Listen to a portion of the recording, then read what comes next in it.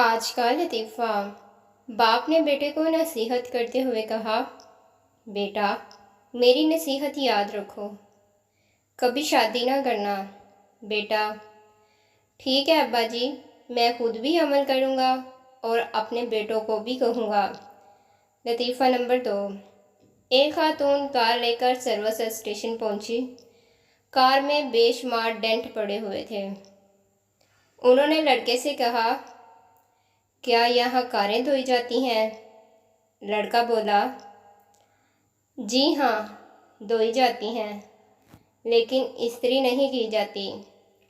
لطیفہ نمبر 3۔ بیٹا ماں سے، امی جان آج میں نے دعوت میں اتنا کچھ کھایا ہے کہ دیوار کا سہارا لے کر گھر تک پہنچا ہوں۔ ماں، یہ تو کچھ بھی نہیں، تمہارے مرحوم باپ جب کسی دعوت میں جاتے تھے تو لوگ انہیں چارپائی پر اٹھا کر گھر چھوڑ جاتے تھے۔